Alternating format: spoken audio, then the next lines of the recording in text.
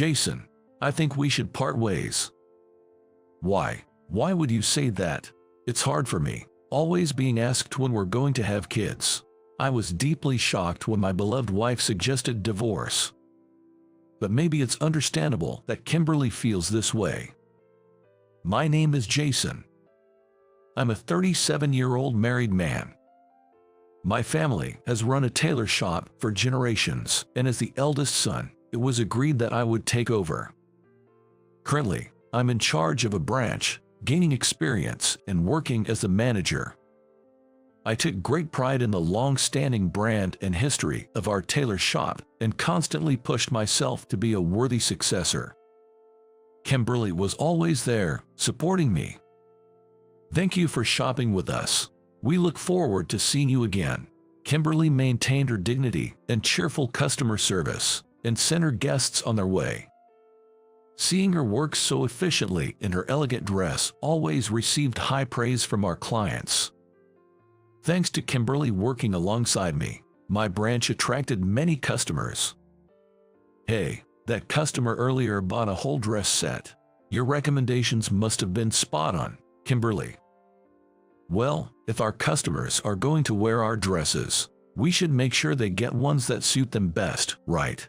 Saying this, Kimberly gave me a refreshing smile. Working together like this, I often thought how glad I was to have married her. This year marks our 4th anniversary, and our relationship is still going strong. However, to be honest, my parents weren't thrilled about me marrying Kimberly. Oh, what on earth did you choose 31-year-old Kimberly as your bride? With our families standing, you could have had so many suitable arranged dates. When I decided to marry Kimberly, my mom dramatically sighed and said that to me.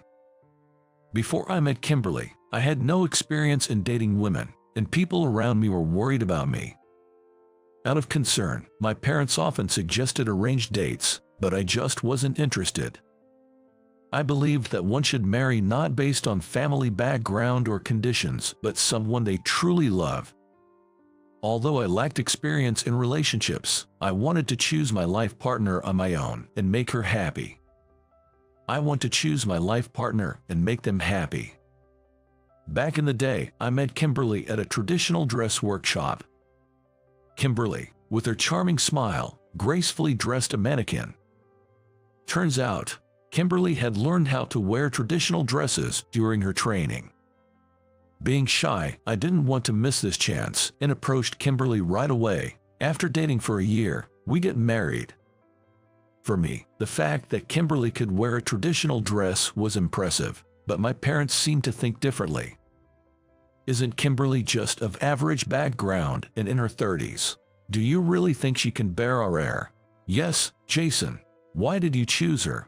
Even if you have kids, she'll be over 35 at her first childbirth. I have so many concerns. They complained a lot about this to me.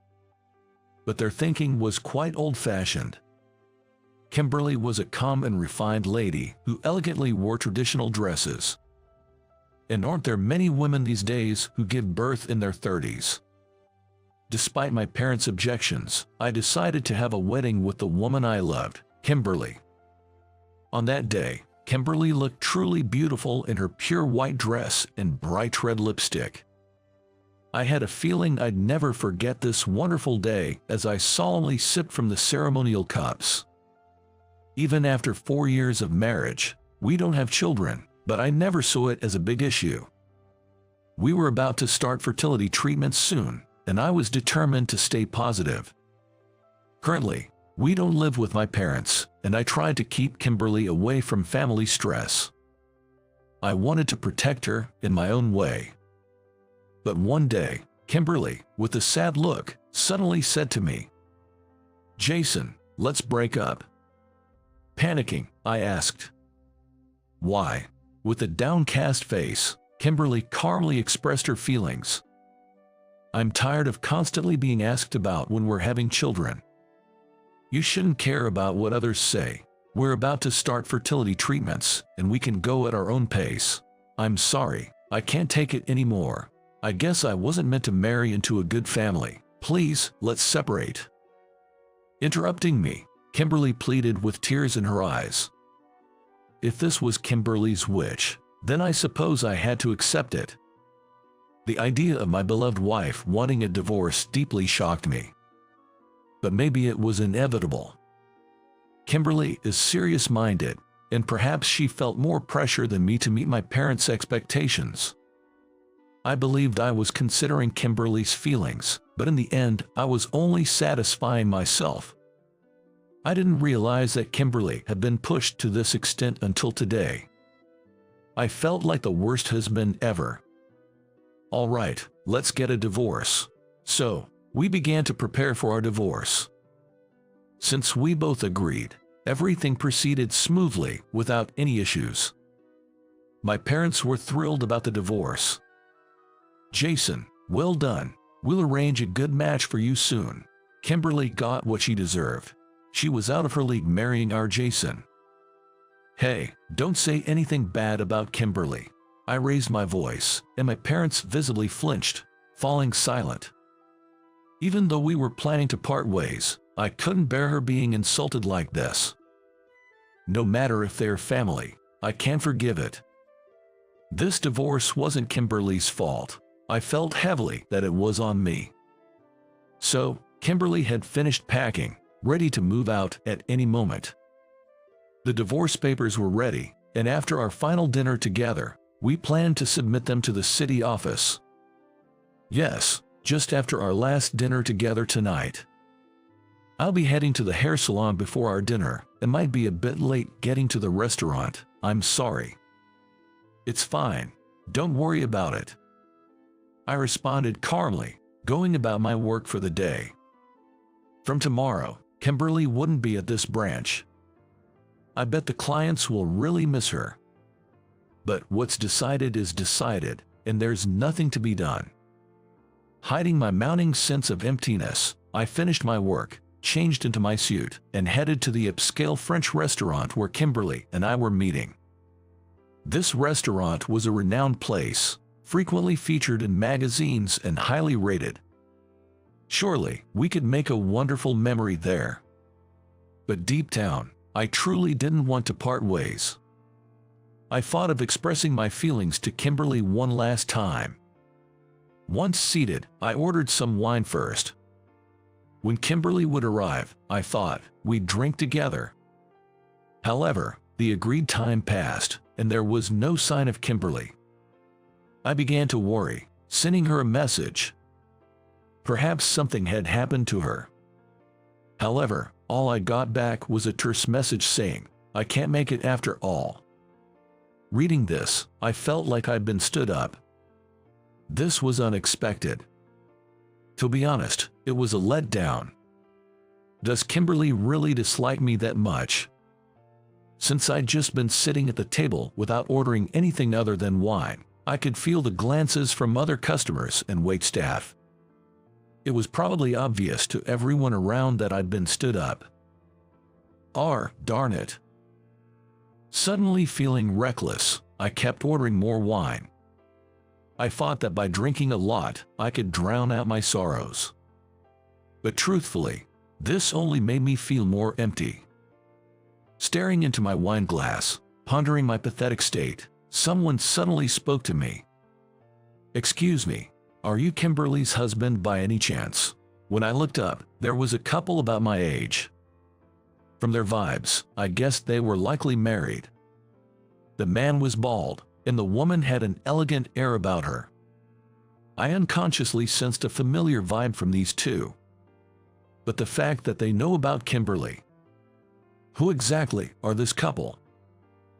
Yes, I am Kimberly's husband. Have we met somewhere before? When I asked, the bald man opened his mouth. Apologies for not introducing myself earlier. My name is Bob. I serve as the assistant pastor at St. Andrew's Church. Hearing the name St. Andrew's, my eyes widened. That church was one of the largest in this region. The structure itself was grand, and it was a historically renowned church with a large congregation, famous for its prestige. Given its history, it's probably under the same kind of scrutiny from the public as our family-owned clothing store. It was probably because of this background that I somehow sensed the same atmosphere in these two people as I did. Both are feudal and particular worlds in today's society. The elegant lady in the dress, looking straight at me, began to speak unexpectedly. "Isn't your wife with you today? Kimberly really helped me out.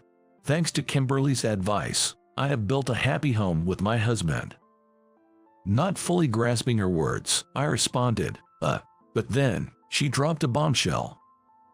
5 years ago, distressed about not being able to have a child, I was on the verge of jumping off a bridge. That's when Kimberly, who happened to be passing by, talked me out of it. Tears welled up in her eyes as she shared her past. She must have been truly desperate back then. The weight of the expectation was probably suffocating her. Kimberly probably felt the same way. The realization made my heart ache for Kimberly. Kimberly desperately tried to stop me, and showing me a photo of you on her cell phone, spoke passionately. "I'm not exactly well regarded by my fiancé's parents, probably because of my age, but even so, he chose me. Honestly, I'm worried about whether I can live up to his parents' ideal of a wife, but I believe I'll never meet anyone I love more than him, and I don't think I'll find anyone who values me more than he does. No matter the challenges, I want to overcome them together."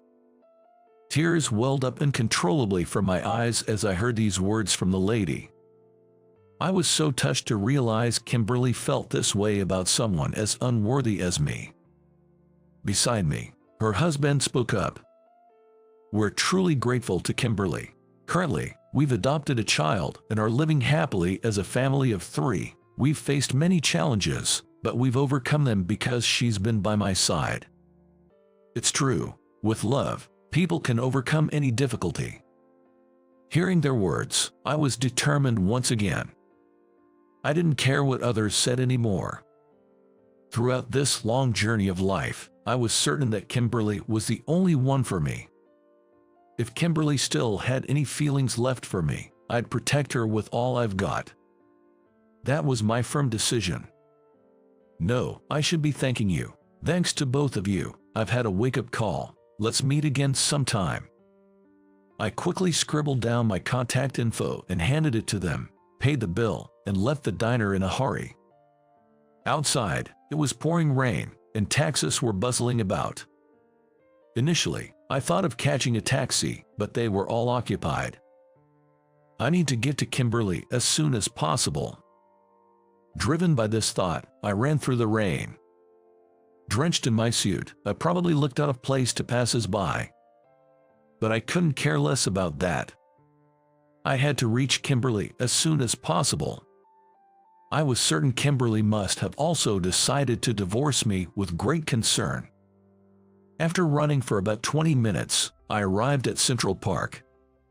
This park was a special place for us. We had our first date here. Gasping for breath, I looked around and searched for Kimberly. I had this intuition that she'd be here. And sure enough, my intuition was spot on. Kimberly stood there, soaked to the bone. "Kimberly." I called out her name and dashed towards her. She turned to me with a startled expression. Her eyes were swollen and red, making it obvious she had been crying. "You shouldn't be getting so wet. It's okay. After all, I can't have children." Tears streamed down Kimberly's face as she said this. She had apparently been to a gynecologist for a checkup before infertility treatments. The diagnosis was that her chances of conceiving were nearly impossible. Her distress reminded me of the wife I'd met earlier. "I truly love you, Jason. That's why I don't want to upset you. Maybe you should find someone more suitable for the family business. No one but you is right for me." I probably spoke louder than intended, catching both of us by surprise. But it was the truth. If you don't want to upset me, never leave me. Forget about family business and heirs. No matter what, I'll always protect you. There's no one else for me but you, Jason. As the rain continued to pour, we held each other tightly. Even though we were exposed to the cold, warmth radiated from where we touched. At that moment, We truly understood each other. I was determined never to let go of Kimberly again. So we decided not to get divorced and to start over as a married couple. Our parents complained, but we didn't care. The next head of the family will be me. Everyone will follow my way. If anyone has a problem with that, I don't mind stepping down from my inheritance. What? That would be a problem, Jason. At my words, both my dad and mom looked panicked. Sure, the current head is my father, but he's clueless about IT stuff. The success of our clothing store is largely due to me. My dad probably doesn't want to lose his successor now. But I wasn't bluffing. If they interfered with my relationship with Kimberly any further, I was ready to cut ties with the family. Fortunately, we had some savings. Kimberly and I know a lot about clothes, so we'd get by. That night, I resolved never to let go of Kimberly again. After that, following the example of Bob and his wife, we adopted a child and began raising him. Our son's name is David, a 3-year-old boy. Kimberly truly loved David with all her heart.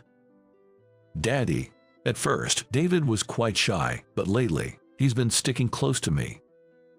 Oh, David, did you have fun at daycare today? Yeah. Tomorrow's a day off, so let's go to the park, just the 3 of us. Yeah. My parents have started to dote on David recently, and it seems that all the family troubles are heading towards a happy resolution. From now on, I want to keep a certain distance from my parents and cherish Kimberly and David above all else. I'm so happy, Kimberly said with a big smile. We'll overcome any challenges together and share our joys. Watching us, David will surely grow up to be a kind man. I'm not a justice-minded person. Why did I help her when she was being harassed by thugs? I can't even understand it myself. I was in a hurry, with an important errand ahead of me. And yet, this beautiful girl looked up at me with those big eyes. My name is Tom. I'm 28 and work at an advertising agency. Just your average Joe working a 9 to 5. If there's anything that sets me apart, it might be that I have no family to speak of. My mom had me without ever getting married. I know nothing about my father. Never even heard a peep about him from mom. For me, the absence of a father figure was just the norm. Apparently, my mom cut ties with her own parents before I was born. By the time I had any memories, I had no grandparents either. Raised single-handedly by my mom, she passed away just as I was about to graduate college. Sitting by her sick bed, I cried, telling her I wish I could have done more for you. She simply replied, "You didn't need to," before slipping into unconsciousness. And just like that, she was gone. It was a very her way to go. Whimsical, a tad selfish, and slightly eccentric, that was my mom. It wasn't until I entered the workforce that I realized I might have inherited her personality. The way people perceived me was eerily similar to the way I saw my mother. Makes me chuckle thinking, like mother, like son. But hey, I made it to 28 just fine. I'm sure mom's watching over me from wherever she is, feeling content. At work, folks think I lack the oomph but agree I'd get the job done. I'm motivated, it just doesn't seem to come across that way. Some even think I'm holding back my true potential. Truth be told, I enjoy my work. There's a sense of accomplishment and a clear end in sight. The only slight complaint I have is about my immediate supervisor. His name is Kevin. He used to be in charge of training us newcomers. Now, he's our direct supervisor. Kevin has always had a bad reputation around the office. He rarely does any work but has a knack for making it seem like he does. It would be more accurate to say that he is smart. Basically, he's incredibly good at taking credit for others' achievements. On top of that, he's an expert at brown-nosing the higher-ups. the kind to climb the ladder by using his subordinates as stepping stones. I know it's different for everyone, but it does make me wonder about his character. Being entrusted with such a big project alongside Kevin really gives me a headache. It's a major contract and a large-scale project, with formidable competitors to boot. The CEO himself has said that we can't afford to lose this presentation. Kevin is the project leader. We're supposed to work as his hands and feet.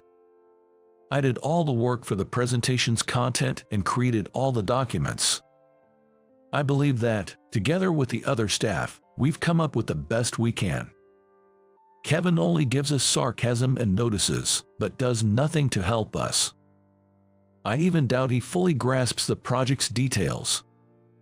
His main job seems to be giving a summarized progress report to the CEO. You could say that's pretty much all Kevin does for work. And of course, he reports it as if it's all his own achievement. Some staff members are getting sick of Kevin and losing their motivation.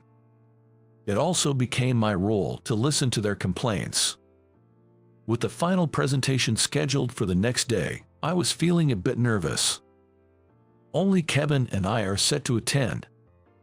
I don't think Kevin even checked the presentation details.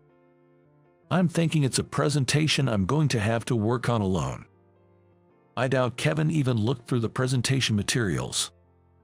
I wish anyone but Kevin was accompanying me, but he's the project leader, so there's no helping it. I sincerely hoped he wouldn't get in my way. On the day of the presentation, I left my home earlier than usual. No matter what kind of accident might occur on the way, being late isn't an option. I decided to take a shortcut to the station to get to the presentation venue ahead of time. I don't usually go this way, but I passed through a park behind the station.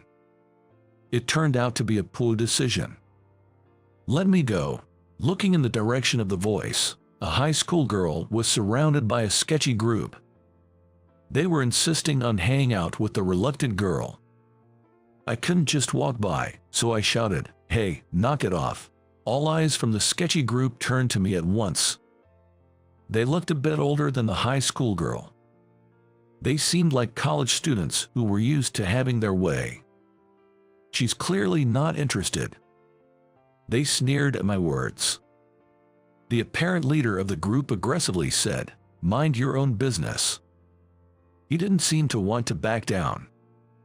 The high school girl looked up at me, clearly seeking help. Forcing her isn't manly. She doesn't want to hang out with you guys. Get it? At my words, they became menacing. I suddenly heard the sound of something cutting through the air, and the next instant, a sharp pain shot through my face. It wasn't until I hit the ground on my knees that I realized I'd been punched. Looking down at me, doubled over in pain, the gang laughed uproariously. My vision started to blur. Just when I thought, this isn't good, the gang's ringleader let out a scream. As my consciousness began to fade, the last thing I saw was a high school girl repeatedly kicking the leader where it hurts. Guess I wasn't the hero of this story after all. Listening to their screams, I slowly closed my eyes. While unconscious, I had a dream. I heroically saved the high school girl, and she thanked me. She hugged me, saying thank you, making me feel on top of the world. And on closer inspection, the girl in the dream looked a lot like my girlfriend from high school. Even though I knew it was a dream, I enjoyed the sensation of her embrace. Cut me some slack, it's just a dream after all. Hey, how long are you gonna sleep? A gentle hand brushed my cheek. Just when I thought, what a great dream, I opened my eyes to see the high school girl looking at me with concern. Seeing her face, the first words out of my mouth were, "I'm sorry." She was far more beautiful than my high school girlfriend ever was. Jumping into a fight when you're clearly not a fighter, are you stupid or just too kind? She said with a mix of exasperation and amusement. Not exactly the thanks I was expecting. It kind of ticked me off. But thanks anyway, she said with a sweet smile. I was completely captivated by her smile. Whoa, and in the next instant, I shot up and checked my watch. I was over 30 minutes late for the presentation. Checking my phone, it was flooded with missed calls from Kevin and from the head office. Sorry, I gotta run. I grabbed my things and dashed towards the subway station. I could feel her eyes on my back, but I had bigger problems. Outside the client's building, I ran into Kevin. As soon as he saw my face, he swung at me. "This whole project is screwed because of you. What's your deal? Got into a fight and now you're late. Give me a break." He grabbed my collar and berated me. "I'm sorry, I got caught up in some trouble." Kevin, not having any of it, immediately called the CEO. He was reporting that the presentation had failed. And all because I was late. He plans to put all the blame on me. Of course, my being late is inexcusable. But Kevin is the project lead. Even if I wasn't there, it's expected he'd handle the presentation. There's no way Kevin, who hasn't even read the documents, can step in as a substitute presenter. He was probably bombarded with questions at the meeting. Seeing Kevin timidly report, I started to care less about what happens next. The thought of working under this guy for much longer paints a bleak future. By the time I was called into the CEO's office, my decision was already made. All the mistakes from this presentation lie on Tom. Ruining such an important presentation hurts me too. Seeing Kevin play the victim and rat me out to the CEO almost made me burst out laughing. The CEO just listened to Kevin silently. "Tom, any words in your defense?" "I'm sorry. I got caught up in a mess and was late for the crucial presentation. I'll take responsibility and resign." I could tell from the look of surprise on the CEO's face he wasn't expecting that. Making excuses won't change the outcome. I firmly placed my resignation letter on the desk. I didn't miss the smirk on Kevin's face. I bet he feels relieved with me gone. I was kind of really sick of it all. Everything no longer mattered. I didn't wait for the CEO's response. I just bowed and left his office. I quickly packed my personal belongings and left the workplace. As I was leaving, I looked up at the building of the company I had served for years and for some reason, thought of that high school girl. For the next 3 days after quitting, I just zoned out. I didn't even feel like going out until the swelling on my bruised face went down. The small photo of my mom in my room seemed to be smiling. She might be shaking her head at me from above. Or maybe she's laughing, thinking that's so like Tom. Either way, I needed a break. I kept reassuring myself of that. It was on that evening the CEO came to visit. I was eating some pasta when the doorbell rang. I was taken aback seeing the CEO at my doorstep. I had no idea why he would visit me. "I'd like to have a word. Is now a good time?" he asked in a calm tone, and I nodded. The room was a mess, but I managed to make some space for the CEO to sit. Meanwhile, he was staring at the small photo of my mom. Sir, please, have a seat here." There's only a cushion for him to sit on. I present a particularly flashy cushion to the CEO. But the CEO didn't move away from the mom's photo. Curiously, I look up at the CEO's face and am taken aback as if my breath was taken away. Without uttering a word, the CEO is just shedding tears. Seeing him quietly cry, I'm dumbstruck and forget to say anything. I have no idea how much time has passed. It turned out just as I thought. The CEO said, still captivated by the photo. To be precise, he's staring intently at a picture of my mom. "You know about my mom, don't you?" The CEO silently nods in response to my words. Seeing him cry this much in front of my mom's picture, I figured they must have been close. After the cancer was detected, it all happened so fast. It truly did. Maybe she was holding back from feeling sick, By the time I forcefully took her to the hospital, it was too late, and there was nothing I could do. Hearing about my mom's last moments, the CEO finally faced me. "I'm sorry for coming," and announced. "Your departure was so abrupt, it reminded me of her," the CEO said, looking once again at my mom's photo. "Excuse me if I'm mistaken, but don't you know my dad? If he knows so much about my mom, he must know about my dad too." That's what I thought when I asked the CEO. The CEO looks a bit troubled. I suspected he might know a secret related to my father. "Tom, would you be willing to take a DNA test?" With those words from the CEO, I understood everything. It made sense. I wanted to brush it off, but the words were stuck in my throat. She disappeared from my sight in an instant. As soon as my arranged date with my current wife was set, she vanished, and that was that. He must deeply regret that time. The CEO seemed to struggle to find the right words. My mom, considering the CEO's future, stepped back.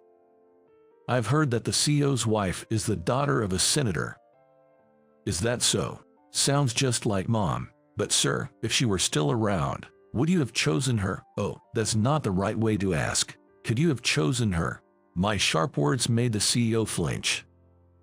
Thinking he was the only one hurt was a big mistake. As visiting me, suggesting a DNA test, felt almost like a betrayal to the family he has now. I don't have a family. I'm all alone in this world. That's why I understand the value of family. I thought the CEO should live to protect his current family, rather than dwelling on the past. "If you're seeking atonement," Mom would probably say, I began. "Huh? I don't need your pity." The CEO stared at me, probably seeing my mom and me. "Could you please leave? I'm not even your employee anymore." Pointing at the front door, the CEO seemed at a loss for words to say to me. He probably wasn't used to being outright rejected by someone. In the end, the CEO couldn't even say a word to me and just left through the front door. It was the first time I met my dad, but I didn't feel anything special. I'm not in for playing silly games. That night, my late mother appeared in my dreams after a long time. She was laughing so hard she was holding her stomach. It seemed she'd seen the way I sent the CEO packing. And she said, "Good job, son," praising me. Waking up with a tear of joy, I realized how fortunate I was to be her son. Mom and I are so much alike. The moment I got out of bed, there was a loud knock at the door that almost gave me a heart attack. Why would someone bang on the door when there's a doorbell? I cautiously approached the door to check. "Hey, I know you're there. Open up." I recognized that angry female voice from behind the door. It was the high school girl I met in the park. I opened the door fearfully. She looked like she was about to kick it in. "Dang, was just about to break it down," she said, lowering her foot that was raised to kick. I was trying to process why she was here. "I've got something to discuss, interim big bro," she said with a sly grin. I got the message and realized what she meant. Erwin, right. The CEO's daughter. She beamed and said, "Bingo," raising both her hands in a victory sign. Without waiting, she swiftly entered my apartment. She tossed her shoes from inside to the doorway. Such bad manners for a CEO's daughter. Sighing, I arranged the tossed shoes and looked back into the room. I saw her, with hands clasped in prayer, standing in front of my mom's photo. The long lashes around her tightly shut eyes trembled slightly. She must be nervous in her own way. "Did the CEO tell you about me?" "Nope. Found some documents my mom was looking into." She turned to face me and began talking. Her name was Olivia. Apparently, she was the only child born to the CEO and his wife. Sadly, after giving birth to Olivia, the wife was diagnosed with cancer and had a full hysterectomy. she's still tormented by the fact that she hasn't given him a son. She blames herself for not being able to produce an heir. At that time, the CEO found a photo of my mother he had kept hidden, and after hiring a private investigator, they traced back to me. Olivia said she sneakily saw the documents her mother had kept hidden. Seeing my picture, she was surprised. Turns out, the guy who helped her in the park by chance was her own brother. She felt it was destiny. "Thanks for that time," Olivia said, giving a little nod. "Apparently, Dad said to cherish the family, but Mom knew about you. It's your job to keep my seemingly falling apart family together." She then handed me the DNA test papers. The idea of me holding her family together is beyond bizarre. I've always wanted a brother since I'm an only child. Mom can't have any more children but wants a son, and Dad, wanting an heir, is waiting for you. Receiving the documents, I wasn't sure how to respond. It all seemed to revolve around Olivia's family's needs. What's in it for me? They come and disrupt my quiet life. Don't they feel guilty? I thought it was a lousy negotiating technique. I guess my feelings showed on my face. Olivia smirked. "There's one benefit for you too." "What?" "It doesn't seem beneficial to me at all. You get a cute little sister like me." Olivia made a peace sign and laughed, showing it right in front of my eyes.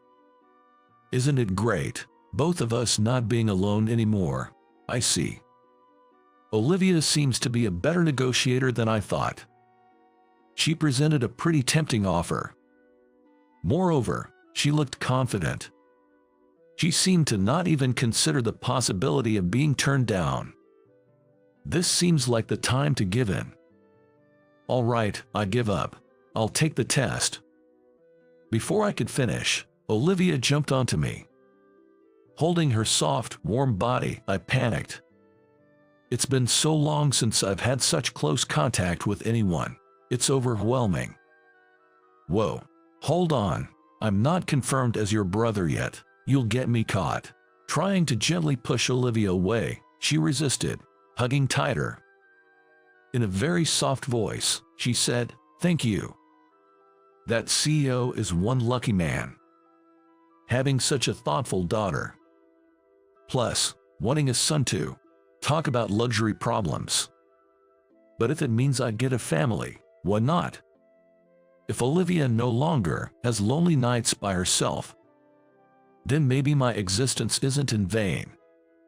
From the DNA test, it's confirmed that the CEO and I are related by blood. When opening the results, I met Olivia's mother for the first time.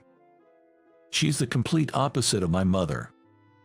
Elegant and gentle, the kind of woman who supports her man. She respectfully bowed to me, making me feel somewhat embarrassed. I thought she might dislike me, being another woman's son, but she welcomed me so warmly it was shocking. She even cried out of happiness for having a son, and I was at a loss for words. In the end, after the DNA results, it was decided that I'd return to work. I was appointed as the CEO's secretary. Essentially, I'm to support and learn about the CEO's work up close. I didn't want to live with him right away, so I'm still living alone in an apartment. Olivia frequently visits, sharing her troubles and complaints with me. Lately, she's been seeking advice about love. Who would have thought, a year ago, that I'd be giving love advice to my little sister? I've been guiding her, helping her with her love matters, so she can make the right choices. It feels rewarding when she confides in me, sharing troubles she can't discuss with our parents. However, there's one major issue. At this age, having such a cute sister has intensified my protective instincts towards her. I'm even having a hard time dealing with it myself. I reckon when Olivia gets married, both the CEO and I will be crying our eyes out. Family sure is something, I sighed with happiness. My mom is probably watching over me from the above, laughing. Thinking, serves you right, such a luxurious problem to have.